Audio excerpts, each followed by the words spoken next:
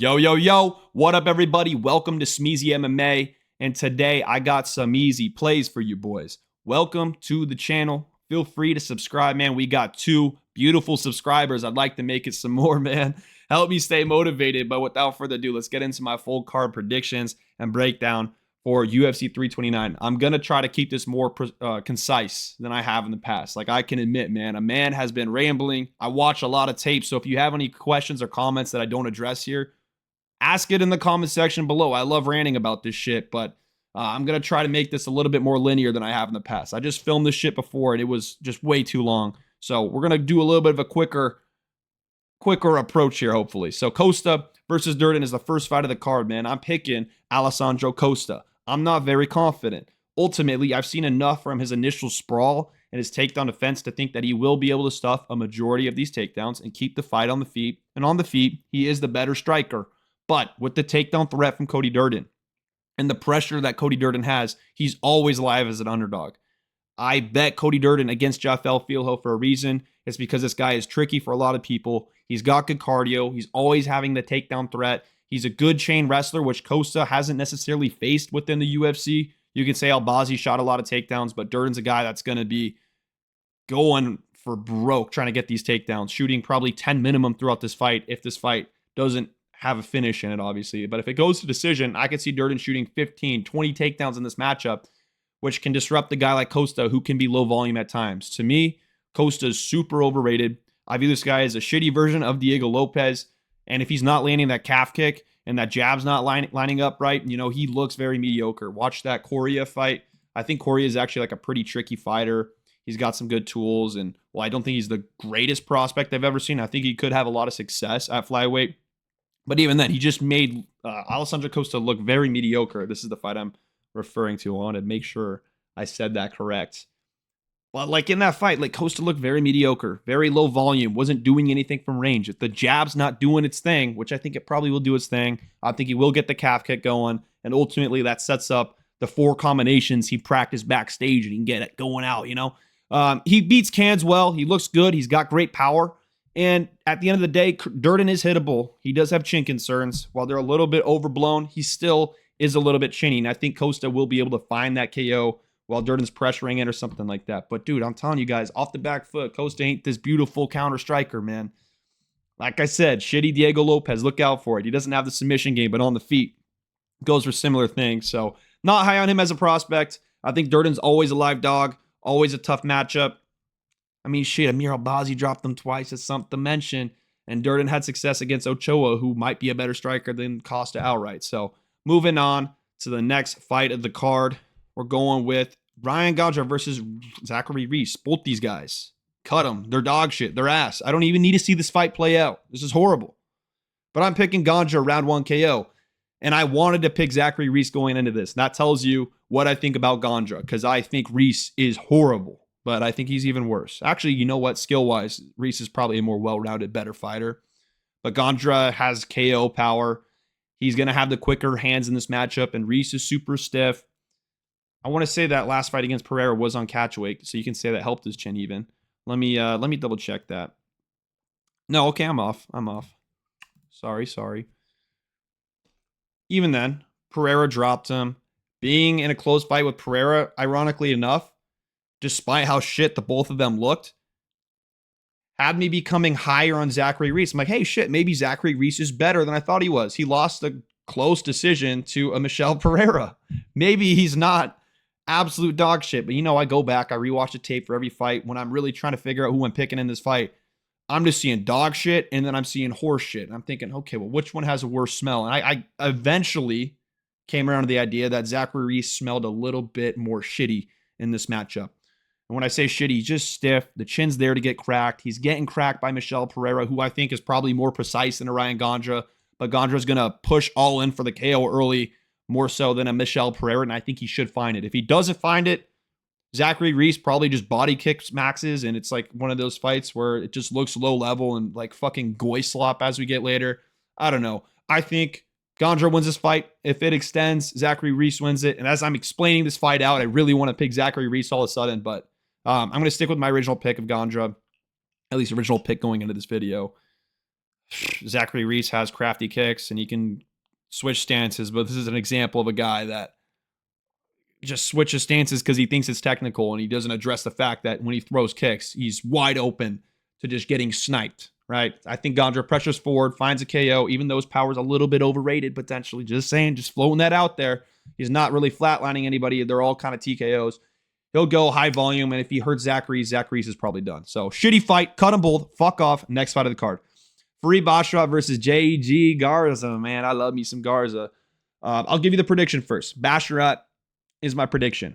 By decision. 75% chance is what I'm giving him, right? Garza has takedown defense holes, and I think Garza is actually a sick fucking fighter. Holy shit, get this bastard off my screen. I do not like Zachary's. John Garza, man, this is who I want on my screen. This kid is sexy. Not really, like, really sexy. Like, this is not, okay, you know what I'm saying.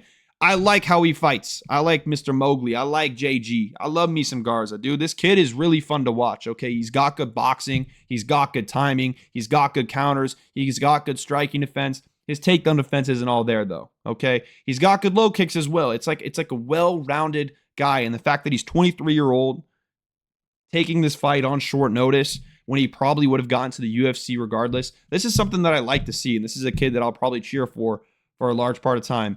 And while I think Farid's probably going to dominate him and make him look horrible and expose his takedown defense holes, this kid has an ability to scramble back up to the feet, and when it is on the feet, this kid is a precise striker with good countering, and John Matsumoto landed a whole lot of strikes on Farid Basharat and really built into that fight. Garza won't have the same ability to build into this fight because it is on short notice. But, I mean, shit, you know, who knows at this point? Who knows, man? This is a guy that I really would like to see win. I'm just cheering for him. He's 23 years old. If that takedown defense improves and we work on maybe not overextending on so many shots, this kid could really be something solid. That's my take on it. I'm stamping him early as an American guy that we like. I'm already predicting that he's going to lose and bounce back and do good things in the bantamweight division. So, love to see that. He will overextend on some shots, though. Like that lead hook, he overextends. That hook to the body, like that liver shot, he definitely forces it sometimes. So as much of a fan as I am about this guy, I'm not delusional in the fact that he needs to make some improvements on the feet, and he is very open to getting taken down. And while he showcased good abilities to scramble back up to the feet, that's against regional level grapplers, not the big Farid Basharat right here, this mighty man. Farid's good, got good straight punches, pretty solid striker, pretty solid grappler. This is going to be the best striker Garza's fought on top of the best grappler. So 30-27 unanimous decision. I really hope Garza can catch him, though. He's got good power, like I said, good timing. Just go back and rewatch his last fight. You'll see basically everything you need to know about John Garza, and you'll probably become a fan of this kid too. So Basharat, 75% chance to win by decision. Next fight of the card. Okay. Interesting one. Damian Pinas versus Cesar Almeida. Let me check the time count right now. Okay, we're 8 minutes in. That's fine. We're making decent time. Damian Pinas, also known as the Baba Yaga. I don't know what the fuck that means, but that's a really, really sick nickname. I am a little bit nervous for him, though, and I'm going to be picking Cesar Almeida. And maybe this is delusional, but I don't really know if it's delusional because I'm cheering for Damian Pinas. I'm just very scared about this matchup because all I see is he's got to get this one done in the first round by KO. I've watched basically every single fight of these guys. Like Cesar Almeida, I've watched like 3 kickboxing fights in the fucking hell, I can't talk. The build up to this matchup. I watched his UFC matchups to try and get a confident pick on this fight, and I keep flip-flopping my pick. Ultimately, when it's 50-50 like this, I just pick the underdog. So that's why I'm going with Cesar Almeida. I can make an argument for either side, but with Pinas, it's just kind of one linear path towards a KO in the first round by a straight 1-2. That's the shot that Almeida's gotten clipped with multiple times throughout his career. Those straight punches tend to be a problem for him, especially being a kickboxer who's used to having the gloves that can stop those shots from coming through. They've been clipping him in MMA, but he's got very good chin recovery. He's beat Alex Pereira in kickboxing, and more impressively, relative to this fight, when he fought Alex Pereira 3 times, he didn't get KO'd once. It shows you how durable he is, and he did get hurt at a couple of those moments in those fights against Alex Pereira, but he ultimately ended up surviving. And against Serkan, who's another very dangerous kickboxer, he survived. Against Donovan Wisa, who doesn't have the greatest power, he was able to survive, and he's fought higher level strikers than a Damian Pinas, and to me, Pinas should not be like the hardest guy to survive if you have all this boxing experience. Now, Almeida's super hittable and he is very slow, and that's the flaw of his career, which is why I can just totally see Pinas 1-2 right down the pipe, hurting Almeida bad, TKO out of there in the first round. So the way I'm betting this fight is Pinas round 1 KO, and then probably Almeida on the money line. And if you are betting Pinas, just bet him round 1 KO, maybe round 2 KO, sprinkle both of those things. But I would not bet the money line, ladies and gentlemen. I'm sorry. I think he could get the takedowns going if he's been practicing them. But if you go back and you watch the regional tape, dude, like this guy is nothing special on the ground. He has holes on the ground as well as Cesar Almeida. So I don't know. I think a fucking squirrel could probably take down Almeida. I think on the feet, though, that's where this fight will probably take place. And Almeida's got great low kicks, which is where the Baba Yaga tends to have holes in his game. So Cesar Almeida being a powerful guy with the good chin, I do think that even if he is clipped, there's a world where he recovers and Pinas probably ends up slowing down. So as the fight extends, I favor Almeida. I think even early on, people don't realize how live Cesar Almeida is. Like if you go here, we got Cesar Almeida, like he's got fucking 5 KOs in the first round, 4 in the first round, 5 overall. Like he's got live power too. And if Pinas comes out respecting the power of Almeida, this is a situation where his calf's getting chewed up and all of a sudden he's drawn into a fight that he does not want to be playing into. Okay, so I like Pinas. I think I might even cheer for Pinas outside of the fact that I might bet on Almeida, but I think this is a 50-50 matchup. I'll lean towards the underdog that's fought better strikers than Pinas and just in my head probably has to survive early and will build into this fight. So I could be wrong. Pinas might show good cardio, but I've seen him kind of slow down and be a little less impressive as fights have extended even just past the first round. So maybe I'm nitpicking, maybe I'm not. I don't love the striking game of Pinas. It's nothing crazy. I think if he's landing something, like I said, it's the 1-2. And I think it might even land and Almeida could come back and have a nice victory here in round 2. KO is the pick. 50-50 matchup, picking the underdog. Next fight of the card. Wang Cong versus Tracy Cortez. It's women's MMA. I'm not giving you a long breakdown. Cortez, well-rounded, not great anywhere. Okay, can I scroll up this dumb fucking computer? Wang Cong probably stuffs the takedowns in my head and wins this one on the feet. But if Cortez finds the takedowns, it's women's MMA. That's how you win fights, right? You get the takedowns, women's MMA, you're winning 90% of the time. So Cortez, go for it. If you win, congratulations. If you don't, oh well. Wang Cong, this is a nice little shit break, even though Wang Kong's kind of cool. So there you go. Moving on to Kamaka versus Riley.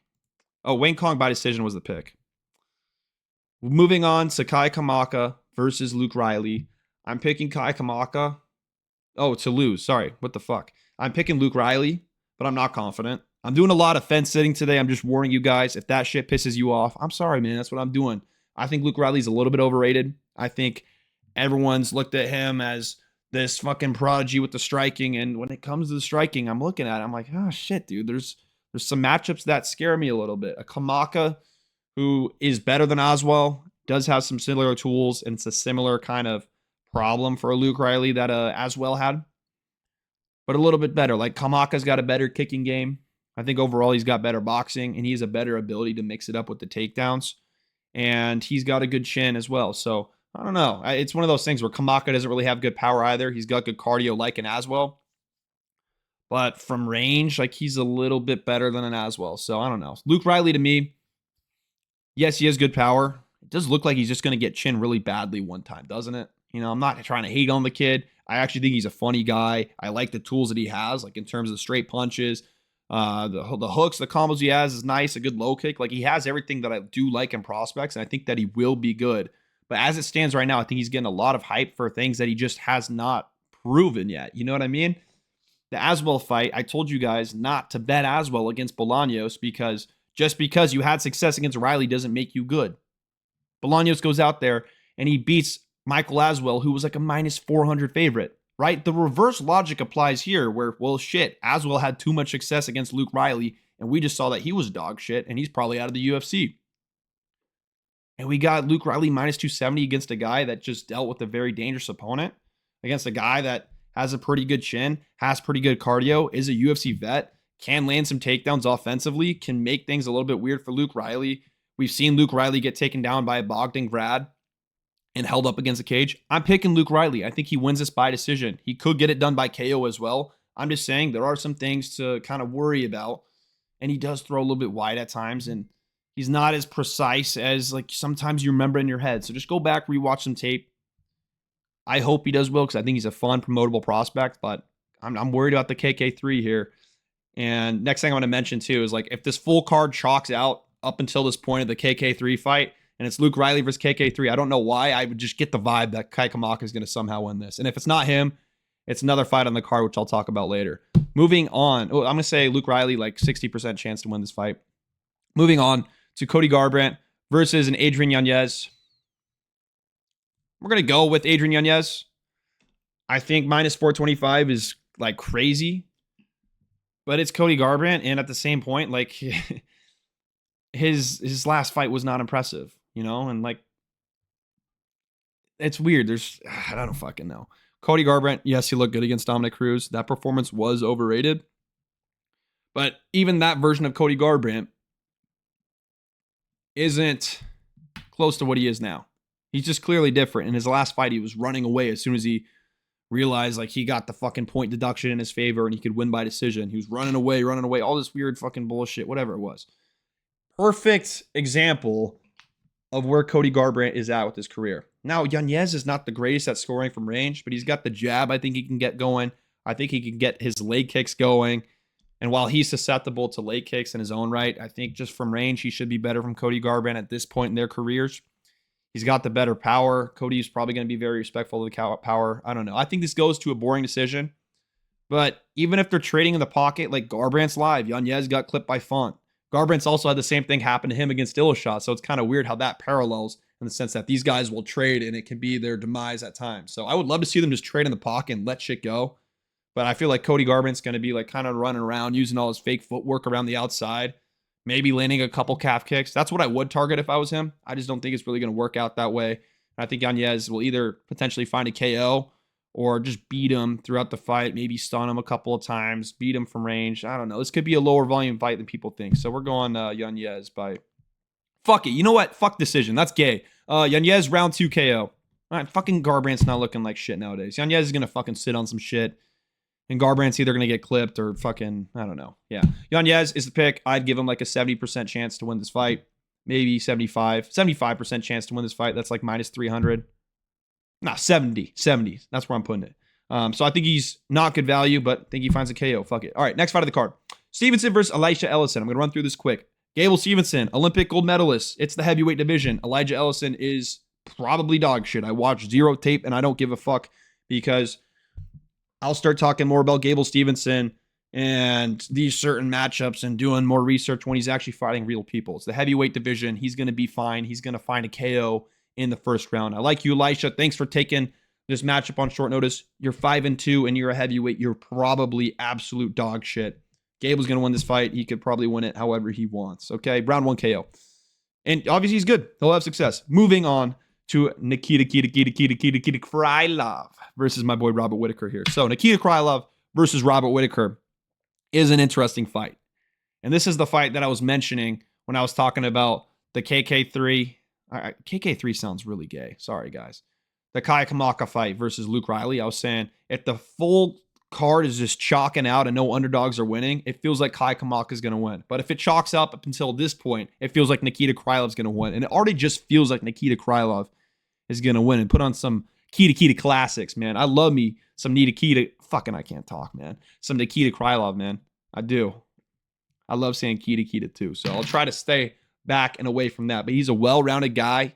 He's a tricky guy. He's a little bit of a marauder. He's like a shitty Benoit or like Pantoja, the way that he'll just trade kind of recklessly on the feet and then dip down and find the takedowns. Now, recently, he's been striking a little bit more. And if this is a striking matchup, I think Whittaker's the better striker. I think he should be able to keep this on the feet. But there's versions of Nikita Krylov where if that version of Nikita shows up, and I'm talking about the prime Nikita Krylov, when you're seeing him maraud his way to a victory against Volkan Oezdemir and, you know, get stunned and recover and then find these takedowns, find the control, right? People forget, man. This guy, he went out here and he controlled, I don't even fucking, here it is. He controlled Johnny Walker for like 15 minutes. He loses to who he should lose to outside of Paul Craig. And if anybody knows Paul Craig, man, this means that Nikita Krylov is due to be up there in the top of the light heavyweight division sooner or later. So stylistically, Robert Whittaker struggles with these weird, awkward guys. Nikita Krylov, man. He's got some very weirdness to his game. There's a certain part where he like rolls his upper body and it looks like a dog about to throw up. Like if you have a dog and you've ever seen like that moment where they're just fucking like, I don't know, fucking like twerking or like caressing their back in a weird fucking way before they barf up. It's kind of what Nikita Krylov does on the feet, but he's marauding towards you in a way. It's like a intimidation tactic, you know? Imagine looking into a Ukrainian man's eyes and he's fucking just moving and vibing and just flow sitting in the octagon as he walks towards you and you're fucking Robert Whittaker. You're sitting here and you got a chin that hasn't held up great sometimes. Man, I'd be fucking shitting my pants. And that might be how this goes. I don't know what I'm getting into here. I'll stop giving you folklore and storytelling here because I love me some Nikita Krylov and I don't know. I think he's just a funny guy, but he's an underrated guy. He's been underrated for some time. A little bit of an underrated resume. Like he's lost to who he should lose to. He's been KO'd by guys that have good power, and that's something that needs to be mentioned. He's not as chinny as people will say. Sure, gets KO'd by Reyes, who has great power, and Guskov is also a guy who's known for getting a lot of KOs. So whoop-de-fucking-do. He's chinny because he gets KO'd by two of the heavier hitter guys in the light heavyweight division. I don't think that's fair to say, you know. Oh well. I'm always going to go to war for my boy. I'm probably cheering for Robert. I don't know. I think I might just cheer for Nikita Krylov here. I think it'd be funny. No, but I like Whittaker. Whittaker's dope, man. Whittaker's a really, really cool guy. Really cool guy. But okay, Krylov. Let's get back to it. He'll shoot takedowns, and if he's landed takedowns, it's gonna be tough news for Robert Whittaker because Nikita is not a guy that you want on top of you. He's a guy that has power in his hands. He's a guy that has good wrestling, that has good control, that will stall when he needs to stall. He will take the path of least resistance sometimes, and sometimes will take the path of no resist. Or fucking hell, dude. If anyone knows how to like just learn how to speak, man, just help me out here. It's a tough day. But Nikita will either take the path of most resistance or least resistance. Just depends on the way he's feeling that day. The Bukowskis performance wasn't really impressive. It was more Modestas Bukowskis just fighting like shit, being super telegraphed, telegraphing the 1-2s, and telegraphing the shit out of his lead hook. Modestas Bukowskis is ass, but props to the boy for getting that shit done. He beat Ryan Spann. I forget you can see my screen. We can kind of go through some of this. But this is an impressive performance. If this version of Nikita Krylov shows up, he probably wins. But even then, like, Volkan found some good shots against him. So I do think he's been underrated for some time. I think he's got some underrated wrestling. I think he could get Robert Whittaker down. But Whittaker is hard to hold down. And on the feet, Whittaker is more precise. He's the better striker. To me, this is close to 50-50, but I'm leaning towards Robert Whittaker. I trust that the middleweight division is a more skilled division, even though I don't know how skilled it really is. I do think that he's just more skilled. He's more precise. I don't think he finds a KO. I think this goes to a decision, but he might have some tough moments here. And I'm just telling you, this is going to be a vibes kind of week, man. I could end up swaying my ways to the Nikita side because I love a good Nikita. I love a good Nikita fight week, man. If you can't tell, I'm being a little bit sarcastic. You know, Nikita's not one of these guys that does it for me, but I've hit some good picks on Nikita. He's a fun guy on the feet. He's just kind of a little bit retarded. I don't know. I really just don't know how I feel about Krylov. Yeah, so this should be a fun fight. Robert Whittaker by decision. I'm going to say 52% chance he wins this fight. I'm going to be very nervous. As the week plays out and I keep getting more and more nervous, I just overall think he's more skillful than Nikita Krylov, and where this fight should take place is on the feet. But how many times has Whittaker been the more quote skilled opponent, and then he gets clipped, and then these weird things start to happen to him? I think that shot he found against RDR is going to be live in this matchup. I could see him catching his opponent here, maybe stunning him, just getting some respect. But if I'm Krylov, I'm just going after Whittaker, and I am Marauder maxing. I'm Benoit maxing. I'm fucking Pantoja maxing. Getting the takedown threat established early because, I mean, you saw it seemed like that helped DDP a lot in his fight against Robert Whittaker. Krylov not being an orthodox or not being a southpaw here helps out Whittaker, who struggles a lot with the southpaw jab. Once again, I'm a fan of both these guys, so I feel like I can have a pretty good idea about what would happen. This is just a kind of a weird, goofy fight. Whittaker is a hard guy to know how to predict sometimes, but he is the better fighter here. I'm going to pick him, not confidently. That was actually a long breakdown. Shit, bud. All right, let's move on to the main card. Okay. King Green versus Terrence McKinney. Okay. Terrence McKinney has the IQ of the offspring of a pine cone and a doorknob. This guy is dumb. And I'm not talking about fight IQ. I'm going to get into that actually. Everyone talks about Terrence McKinney like this guy's a top 5 fighter if he didn't have a bad fight IQ. What the fuck are you guys seeing that I'm not? This guy looked like shit on the feet against Eric Gonzalez. Eric Gonzalez is ass. Horrible. This guy, whenever he fights a fighter that can just pull out a good old crafty feint, looks like he's fucking schizophrenic, which, I mean, okay, he actually might be because he's done so many drugs. And I actually think McKinney's like a nice dude, Christian guy. Like, I'll get behind that. I just don't see it with this guy. I don't know why he has such a big fan base pushing the fact that he's such a good fighter and, oh, he'd be so good if he just wasn't dumb. What the fuck are you guys seeing, man? Like, there's so many moments on the feet where I think this guy looks like ass. And the only reason why he's had success is because of his physical tools. He's got good power. He's got good takedowns. It's not like he's an elite level wrestler, but he has good takedowns. Combined with the power threat, he's going to find takedowns more often than not. But his submission game isn't anything fantastic. His power on top is something. But literally, like, if you survive, you're probably going to win.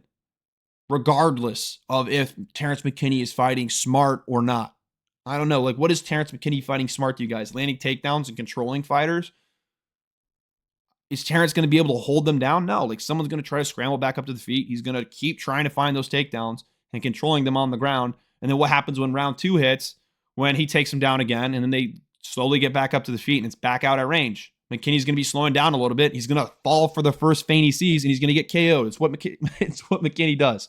I've been very good at predicting him because I've been on the McKinney fade train early on.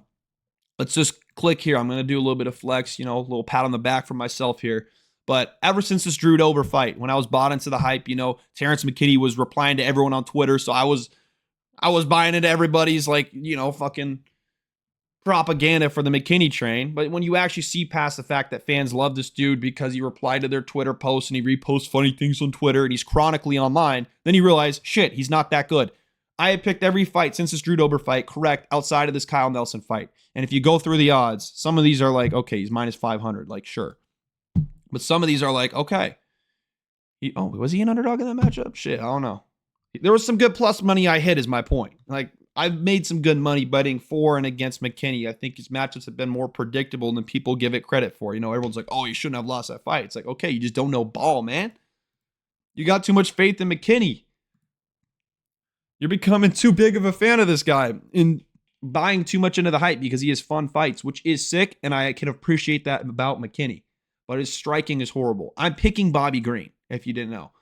I'm not confident. I'm fence sitting again. I'm saying this is close to a 50-50 matchup, as you do with Terrence McKinney. King Green would probably be the worst opponent he's probably lost to in recent memory. Just the way that I'm thinking about this is McKinney probably goes out there, gets tagged by a jab from a weird angle from King Green. I just call him King Green. It's BKG, Bobby King Green. BKG, man, from San Bernardino, putting on for his team, man. He's representing. I fought with the kid. I fought with that man. He tough as hell, man. Shit. My little hood, man. I fought with him. So, BKG, Bobby, the boy. Also, another thing, too. Main card opener. Even though it does kind of seem like they want McKinney to win this and they can present him as this big prospect that builds his name on the Conor McGregor pay-per-view, when we're sitting here post-fight interview, fuck the breakdown. Fuck who you think's going to win. What do you think is more likely going to happen? Just based off script. Is McKinney going to go out there, hey guys, thank you for supporting me, fucking mouth breather, chud maxing, or Bobby King Green, high T maxer. On the embedded, this guy's running, getting some sunlight in, dude, in the big streets of Bernardino, man. This guy's a fucking mogger, man. Come on, it's BKG, bud. Doing his whatever, his post-fight ritual, just saying some bullshit on the mic, making the crowd laugh, have a good time. Bro, BKG's going to get some shit done, man. He's going to do it. I don't know why. Another thing to mention, I'm going to break down the fight a little bit too. Bobby Green has good counter striking. He's weird off beat timing. This is the type of shit that I think will get through against a guy like Terrence McKinney if it's on the fight. Can King Green get caught? Absolutely. But he survived against some good opponents, has put together a good winning streak recently. And while he probably will get taken down, I don't think he's going to get submitted in the first round. I don't know if he's going to get KO'd in the first round. And when we get around to that second round, I think his striking is going to start to improve and build into the fight. and at some point he'll get back up to the feet in the second round, and he'll KO Terrence McKinney, who is a good dude. And just for the record, more of my hate for him just comes around the false narrative of his fans. I think he's a good dude. He's funny. Some of his content when Jaden Cable's been cool. Obviously strong, and Bobby absolutely could get slimed out. So next thing I'll mention, right? You go here, which is the Bobby Green fight. Bobby Green opened at plus 175. We got like 35% of people picking Bobby Green, 36. So, and you also go, let's say DraftKings. Let's try to find this matchup real quick. I'm not trying to spend too much time on it. 47% of bets, betting percentage, and then 54% of the handle. This is DraftKings, so this isn't the best, necessarily the strongest example of a betting handle. I don't think this is 100% accurate, but I've checked a couple of other betting handles, and Bobby Green's sitting around like 40% of the handle. Regardless, all this money closing in on Bobby Green is more respected than the Terrence McKinney side, where books don't want to be taking a risk on Bobby Green. And then even here, okay, well, Circa to me is the strongest, smartest, sharpest sports book with the most tools, tends to get the most thing right. This is a fake line. I think this is supposed to be minus 130 Terrence McKinney and then plus 110 Bobby Green. This is a glitch right here, okay? That to me tells me, because earlier in the day it was like this too, they were allowing themselves to have the lowest line out of any of these guys, which tells me they're okay with people betting the Terrence McKinney side. Seeing that Circa's on their side, seeing that the sharper bettors, bigger bettors are on the Bobby Green side. Logically, I'm going to lean towards Bobby Green, and a matchup just feels like Terrence McKinney should win, but shouldn't win. You know what I mean? Like on paper, you're just going to go out there and fucking KO Bobby Green. Bobby Green's going to survive, and then just put the mustard on him in round 2, okay? So I don't know. It's a weird fight. This is a YN fight. Fuck with it. I fuck with this shit, though. All right, next fight of the card. I don't know what I'm saying, man. Next fight of the card, Brandon Royval versus Loner Kavanagh. Am I going too deep into detail? We got 31 minutes. Okay, we're going to keep moving. We got 4 more fights. This one isn't like a super long breakdown for me. Kavanagh got better. I almost picked him against Brandon Moreno, but I couldn't because it wasn't a full fight camp. I said that this guy could KO Brandon Moreno. If it was a full fight camp, I think he could win by decision. I just didn't expect him to be able to have 5 rounds worth of cardio. Now he gets it done. Impressive. But I feel like people are overcorrecting how impressive that was, and it just becomes this narrative. Oh, dude, Charles Johnson, man, he just beats the prospects. They're always fluky. And like, it's just overlooked as if Charles Johnson didn't show some things, right? Maybe Loner Kavanagh struggles with those types of frames. You know, a Brandon Royval that can have a lot of success from a distance that Loner Kavanagh is going to have a struggle closing in and finding big shots on. That could be a thing here, right? I'm picking Loner Kavanagh by decision. I'm going to give him like a 55% chance to win this fight. I think it's very close. I respect Brandon Royval a lot, and I picked against him in Van and Cop fights. I picked Cop by KO. I bet him by KO. Made a lot of money off of that, actually, because I was pretty confident in that. Kavanagh has good power, but once again, he's going to decision against lower-level opponents. I think this one extends. I think Brandon Royval is awkward for anybody, and while Kavanagh can catch him, I'm not sure how confident I am he wins this fight, because if it goes to decision, Royval's got, you know, good cardio and a good ability to make fights awkward with the volume. And it's just hard to score Brandon Royval fights when he's throwing out 4 jabs. Some of them are barely landing. And I don't know. Like, Kavanagh's got to get his tools going from range. Like, he's got to get that jab established. He's got to get that low kick going. And Joshua Van did pretty well from range. But to me, when I watched that Brandon Royval versus Van fight, and then I switched on the Loner Kavanagh tape, one thing was clear. And it was that Joshua Van is quicker than Loner Kavanagh. And to me, that's why Joshua Van had a lot of success in that matchup. And here, it's like, okay, Kavanagh's still quick. He's still probably the quicker fighter. He's more dynamic. He's more powerful. But there definitely is a drop-off where I think it's more likely that Kavanagh KOs Royval than I thought Van was to KO Royval coming into that matchup. But at the same time, I'm nervous, man. I am nervous. I'm more nervous probably than I should be. Everyone's just like 1A equals 1B. Kavanagh, dude, it was just one fluke performance. He's going to come back. Like, shit, I don't know. One thing Johnson did, too, that was good, was shot takedowns on a Kavanagh. Gave a takedown threat as well. And Kavanagh went for a couple of guillotines, potentially burned himself out. That could have been what led to him slowing down. But just kind of the fact that he went 5 rounds with Brandon Moreno, didn't really slow down or gas out that badly. And it was on short notice, makes me think that even if Brandon Royval makes this into like a war and Royval is having a lot of success, that Kavanagh probably can't fight 3 rounds at this pace. So I don't know. I'm a little bit concerned. I think Kavanagh should be able to get those kicks going from range. I just worry that Brandon Royval, crafty vet, you know, Nate Diaz of flyweight, he could get some shit done. Kavanaugh's the pick, low confidence. Next fight of the card, Sandhagen versus Bautista. I'm not going to have a too in-depth breakdown on this. Sandhagen won the first fight, landed a flying knee, and eventually made that into a triangle. It might have been like a reverse triangle. It was actually a pretty cool sequence if you go and you rewatch that one back. In this fight, I can understand the Bautista side. I kind of wanted to pick him at some point. Ended up going with Sandhagen simply for the reason he's well-rounded. He's a lengthy guy, hard to track down. Didn't look bad against Merab. Actually did quite well. I don't think Bautista's going to land many takedowns on Corey. And if he does, Corey probably keeps it on the feet. And to me, he's the better striker. While Bautista will advance, and that can work in his favor, Sandhagen's probably going to be the guy floating around the octagon, picking out more shots. He's got good boxing, and he's KO'd Bautista before. Not KO'd, but he's dropped Bautista before with that flying knee. So Bautista, the guy that probably wants to be the aggressor in this fight, is going to have that in the back of his mind. And I already kind of don't really believe in the power of Corey Sandhagen, but when you've already been hurt pretty bad from him, landing a flying knee out of like a weird explosive exchange, that's kind of a tough thing to come into in a rematch. So Bautista probably shoot some takedowns, maybe get one or two. He's hard to control, though. Corey is, as well as Mario. So I think most of this is on the feet. To me, Corey's a slightly better striker. Can fight out of both stances, has more tools. And while Bautista is good, Patchy Mix had a little bit too much success for my liking. And I picked Bautista and low-key hammered him against Oliveira because I wasn't high on Oliveira. So what he's done is good, but none of his wins have been like overly impressive to the point where I want to pick him over Sandhagen. So Sandhagen's the pick. I'd give him like a 53% chance. Once again, not betting either side. A lot of that on this card.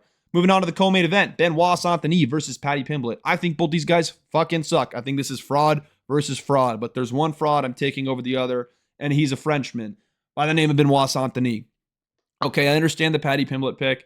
It's pretty popular. Originally, I thought I was going to pick Paddy, and then the tape tells me things that I just fucking roll with, okay? As much as I want to take the underdog of Paddy Pimblett, who I think is a good underdog. And once again, I'm fence sitting, and I'm picking the favorite, and I'm not betting the favorite because I think the value would be probably on the side of Paddy Pimblett. But when I go back and I rewatch tape, and I'm thinking, going into this, well, Paddy Pimblett, dude, he actually had a lot more success against Gaethje than people give him credit. And look how that Gaethje win advanced. I also think like Gaethje's the kind of guy that can like sneakily get touched up by like a fucking very middle pack lightweight. Like Terrence McKinney, as much as I just shit on him, is a guy that could be landing good shots on Justin Gaethje in round one. And just because he lost well doesn't make Terrence McKinney like good. Okay. Now, this is kind of a weird way to describe it, but the success Paddy Pimblett had was kind of after he got shit on, and his strikes that he was landing were at range. They were like 1-2s. I didn't really see anything that really impressed me and made me think, okay, he's going to snipe Benoit as Benoit's coming in and just plot maxing. You know what I mean? Benoit's a very physically dominant guy. He's a fucking marauder, as they say. You know what I mean? This guy's a marauder, man. This guy is like a shitty version of Nikita Krylov. I'm kidding. I'm just pushing some Nikita narratives. No, Benoit is a guy that's just going to come at you, throw heavy shots if he doesn't respect your power. And I thought he looked like pretty shitty against Mauricio Rufy. But I kind of associate that with the fact that he was really worried about the counter striking coming back his way from Mauricio Rufy. And even then, he went and he got that one done, which was impressive. And everyone's like, oh, okay, that's good. Rewatching that, I thought he looked like shit. I thought he's looked better in a lot of other performances, even though that was the best opponent that he's beaten, right? Dan Hooker, he didn't look great in this fight. There was moments where he looked very gettable, but Dan Hooker is like more of a scrapper than a Paddy Pimblett. Dan Hooker is a guy that I feel like I weirdly trust more off the back foot than a Paddy Pimblett. Vanille Dariush, whatever. Like, dude, horrible chin. Rufy, Prepelex fucking sucks, but once again, he's marauding his way. One thing about Benoit that I hate, though, is this guy will be in good, dominant grappling positions, and then he'll just fuck it up somehow. He'll be hooks in on the back, he'll slide off, and then he'll be on bottom. And then against Frivola, like he was on bottom, hits a sweep, and then ends up getting back at the feet, whatever, having his moments. But he ends up on bottom and relies on sweeps at times. Fucks it up like against Ishmael Bonfim, makes mistakes. Thiago Moises, not so much. Like, he actually did a pretty good job in that matchup. But there's so many matchups where he's in a dominant position and just magically his opponent just like turns. Or they're in an over-under position, 50-50s, and Benoit just falls down and he's on bottom. It's like, this can happen against Pimblett, right? If you want to make the argument that Moicano went around and took the back of Benoit and then beat him, that's a fair argument to take. Like, but Moicano was the one that shot the takedown. So when I went back and I rewatched that, I was like, okay, well, shit. Moicano shot the takedown. I don't trust Paddy Pimblett to shoot a takedown. He didn't really shoot many takedowns against Justin Gaethje. Like, he wanted to strike on the feet against Justin Gaethje, okay? I know he shot 5. A lot of them were panic takedowns. It should be mentioned, too, that Justin Gaethje landed 3. Another thing to mention, too, Michael Chandler, who has power on the threat. Bro, it's not the greatest talking day. Just bear with me, guys. We got to get this video out. Michael Chandler, who doesn't have the greatest power on the feet. No, fucking he does. Like, he has good power on the feet. That's the point I'm trying to make. Michael Chandler has good power on the feet, and he's a good takedown threat. Got to the back of Paddy Pimblett whenever he wanted. He found takedowns against Paddy Pimblett. Not whenever he wanted, but a decent bit of the time. Like, let's look at this. 4 of 7, you know? It's not a great look. Jordan Levitt, if you go back and you rewatch this fight, Jordan Levitt's finding takedowns on Paddy Pimblett. Pimblett's fine with jumping a submission to get on bottom, but that's a horrible game plan against Benoit. That's something I could see him doing, weirdly enough. And even if he doesn't, I think Benoit will just outright find the takedowns. Jared Gordon finds the takedowns. You know what I mean? These things need to be mentioned. Benoit has a huge power threat on the feet. And he's going to be in that range where Justin Gaethje was clipping Paddy Pimblett on the feet. And just because Pimblett has a good chin doesn't mean that he's going to beat Benoit. Okay, well, he has a good chin, so I trust him to not get KO'd by Benoit, so he's going to win. 1 + 1 is not equal 2. I'm picking Benoit by decision because I trust Paddy's chin as well. I just think that when Benoit's asserting his power, his dominance, fucking spamming that body kick, which should be there because Paddy Pimblett's orthodox. Benoit in the southpaw stance, that open body kick's going to be there. Not like the Poirier fight where it's southpaw versus southpaw. Benoit's going to have threat on the feet. And Paddy off the back foot doesn't have great counter striking. And he weirdly believes he does. You know what I mean? That's why he stood on the feet with Gaethje so much. That's why he wasn't going so hard for the takedowns early on in that fight. That's why it wasn't necessarily integrated so heavily into his game plan. That's why he's okay. Like, he has some success. And he's a little bit delusional about the success that he's having. And Benoit's just going to go out there and he's going to fucking throw. He's going to get the respect of Paddy Pimblett. And Pimblett's probably going to end up on the back foot, similarly to how he was in the Michael Chandler fight. And if Chandler's getting to your back and Chandler's finding these takedowns, Benoit's going to do that, right? In my opinion, he is. And he's got a better ability to control, what am I trying to say? Maybe not control than Chandler. They're both not great. They both make dumb fucking mistakes. So yeah, but on paper, right? Paddy Pimblett has a good judo base. Benoit's known for having a good judo base. Okay? Benoit's been out scrambled. He's ended up on bottom, made a bunch of dumb mistakes. Paddy Pimblett, a guy with good jiu-jitsu, could take advantage of that. Moicano is the highest level jiu-jitsu guy Benoit has faced, and he was able to take advantage of it. Okay? So that's very, very possible. I don't know. I just think Benoit is very physically imposing. Paddy off the back foot is not something I'm a big fan of.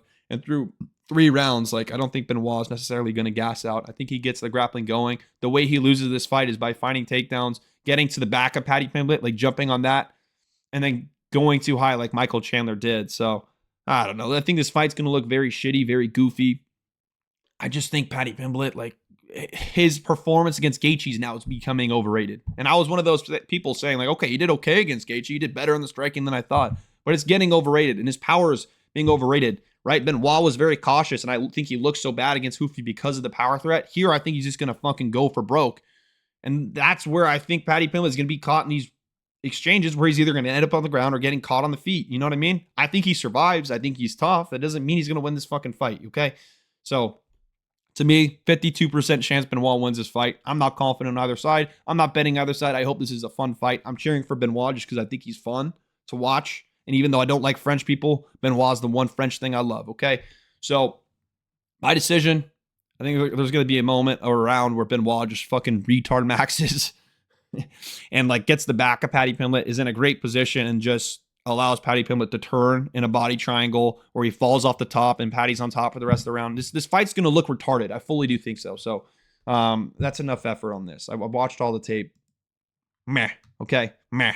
Moving on to Conor McGregor versus Max Holloway, the main event. I'm excited for the fight, but I'm not excited for how I think this will play out. Okay? I love Conor McGregor, dude. He got me into the UFC. He holds a place near and dear to my heart, man. I love this guy. I think he's losing. I think most people think he's losing, okay? But it's not bad value. I know I'm fence sitting. I'm always telling you the underdogs have the value on this card. I think it is true. I don't think I'm sweeping the card because I'm not confident in my picks, but I think Holloway has to be the side here. I'd put Holloway right around like minus 160-ish, right? And why I do want to pick a Conor McGregor. The way I make my predictions is I'm not going to lie to you about who I think wins. If there's a guy in the corner of my room right now pointing a pistol to my head saying, I'm going to shoot you if you get this pick wrong, that's what I imagine. And when I'm imagining that, I'm picking Max Holloway. After doing the research, after doing the tape, on paper, Conor McGregor is 170 pounds, just did a lot of steroids. He's going to hit harder than ever. Max Holloway has been rocked recently against Dustin Poirier, against Justin Gaethje. There's another fight too. Got knocked out by Topuria. Just got out grappled by Charles Oliveira, and Conor McGregor actually landed a few takedowns on Max Holloway and won that fight that way. Right? People don't remember that shit. Okay. There's still so much more to consider, though. You know, Conor McGregor, 5 years coming off a layoff. He's known to be a guy that starts fast. If he's going to find the KO, probably in the first 2 rounds, right? When you come off a 5-year layoff and your leg is now broken, there's going to be some ring rust more than likely. Like, that's a real thing. Fighters describe it as if they can't find their timing. Conor McGregor is that timing guy. And if he has a round where he needs to adjust and he can't find that timing, bro, that's a round that I can't be having if I'm going to be betting my life on you. If there's a shooter in the corner, man, he's telling me I got to pick a side. And if I get the wrong pick, I'm going to die. I'm going to bet it on Max Holloway is my point. So every time I'm making a prediction, I believe with my whole heart, right? While Conor McGregor might not be a bad stylistic matchup, or this might not be a bad stylistic matchup for him, I still there's so many ifs, there's so many unknowns, I can't pick him. At 170, on steroids, in theory, he's going to hit harder, but Max Holloway is going to get the low kicks going. Conor will too, and that's a hole in Max's game too, but it's not a big enough tool. It's not a big enough thing for me to say, okay, well now, because he has low kicks and he's got a good kicking game, and shit, now he's got the metal rod in his leg, he's going to go out there, he's going to beat Max Holloway. Don't think it's the case. Max Holloway's got a good chin. I think he should be able to eat the shots from Conor McGregor early, build into this fight.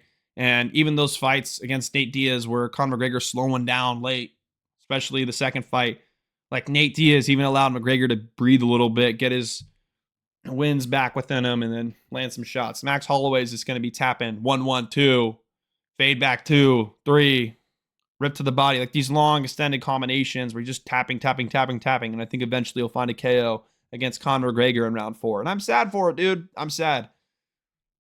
I really hope we don't see that. I hope this is not like a sad matchup. I'd really fucking love like a certified hood classic 5-round just banger.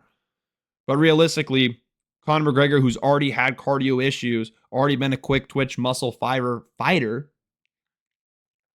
adding on weight, coming off a long layoff like that, dude. In a 5-round fight, if you're not KOing Max Holloway, which is a hard thing to do, I'm not trusting you to win, okay? There's enough tape on Conor McGregor, too, where I feel like Max Holloway is going to devise a good game plan. Unfortunately, I think Conor McGregor loses. Conor McGregor on paper at this point in his career is better than Conor McGregor and how this fight's actually going to go. So I love Conor, man. I appreciate what you've done for the sport. I really, really, really hope he wins this matchup. I just don't think it's going to happen, man. So we're going Max Holloway. Like I said, 62% chance of winning. I think slight values on Conor McGregor. I might bet Conor by KO. Shit, maybe Conor McGregor, Charles Oliveira maxes and just holds him down for 5 rounds. Wouldn't that be cool, right? But hey, shit, we've seen Holloway in the embedded with wrestling shoes, so fuck, man. All right, that's the breakdown. Really, it's not that deep of a breakdown. I can mention moment after moment after moment. And Max Holloway is hittable. We all know this. You guys have watched fights. You know who Max Holloway is. He's not unbeatable. And there's so many unknowns. Like maybe Conor McGregor comes back 170 looking fantastic. But just statistically, how things work out, I'm not going to bet on that to happen. But yeah, that's the breakdown. I'm going to go through all my picks again really, really quickly. But yeah, we're going Max Holloway, Benoit, Corey, Loner, Bobby, Gable, Adrian, Luke Riley, Cong, Wang, Almeida, Basharat, Gandra, and Costa. I think this is a hard card to predict. I think some underdogs will win. The question is which underdogs, but who knows? These pay-per-views tend to go very chalk. But yeah, I'm excited. There's some fun fights on this card, you know? There's some fun fights on this card. So, hey, thank you guys so much for watching. Hopefully you enjoyed. This ran 50 minutes, which is long. Maybe not as concise as I wanted it to be, but ironically enough, still more concise. So thank you guys so much for watching. Make sure to like and subscribe. And if you're watching this video, man, yes, I'm talking to you, could be the 3rd subscriber on this channel. So wouldn't that be a fucking honor? Get it done. All right, take care, man.